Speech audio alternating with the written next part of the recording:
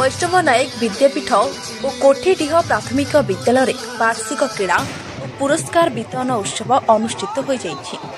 जाजपुर जिला धर्मशाला ब्लॉक मंगलपुर पंचायतस्थ वैष्णव नायक विद्यापीठ और कोठीडीह प्राथमिक विद्यालय वार्षिक क्रीड़ा और पुरस्कार वितरण उत्सव अनुष्ठित हो जाइछि।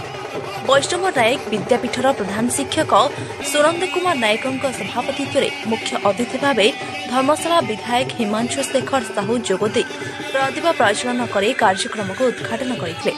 विद्यालय पक्षर मुख्य अतिथि को उत्तर दे सम्मानित कर अन्यतम अतिथि भाव मंगलपुर पंचायत सरपंच प्रमोद कुमार जेना, शिक्षाविद प्रफुल्ल कुमार नायक, सीआरसीसी सत्यव्रत साहू, वरिष्ठ नेता प्रभात रंजन राउत, राजकिशोर नायक प्रमुख जोगदे छात्र छात्री मानू समानुवर्तित होगा सह गुरुजन मानू सम्मान देवाक परामर्श देते।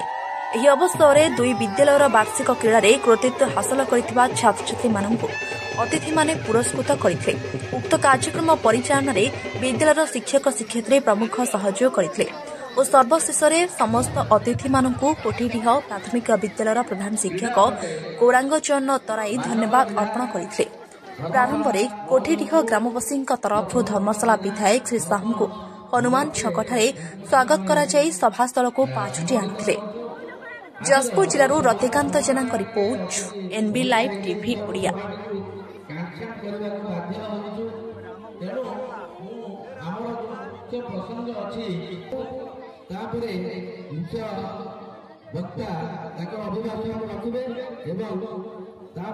मुख्य अतिथि अभिभाषण रखिए समस्ते दुई मिनिट भितर छाड़े। प्रथम स्थापन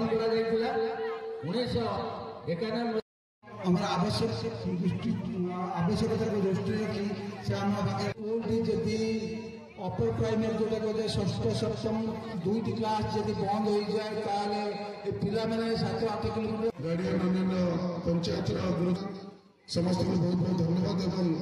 मुझे दुख प्रकाश कर बहुत विलंब पहुंचली किसी सरकारी कार्य रही जाती विलंब होगा तेणु जहाँ आम सर्टकट्रे कहीदे अन्य बहुत भी प्रोग्राम जहाँ जहाँ स्कूल लोक मत कहले सार कहले सरपंच कहले निश्चय आम से कार्य कर बाकी मुझे किसी कह कथा नहीं छोट कथा खाली कहीदे मो पंचायत सरपंच भी अच्छा अन्य आगे पंचायत अन्य जहाँ जहाँ कार्य में इलेक्शन तथा सब कार्य बर्तमान आलोचना चलती परस्पर मीटिंग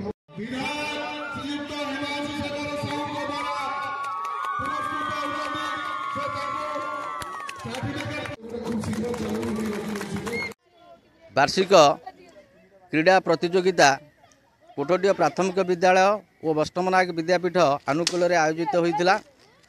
उक्त उत्सवर पुरस्कार वितरणी उत्सव आज अनुष्ठित होता जो कि धर्मशालार मान्यवर विधायक श्रीयुक्त हिमांशु शेखर साहू जोगदे आज सभारे प्रति विधायकों दृष्टि आकर्षण करते।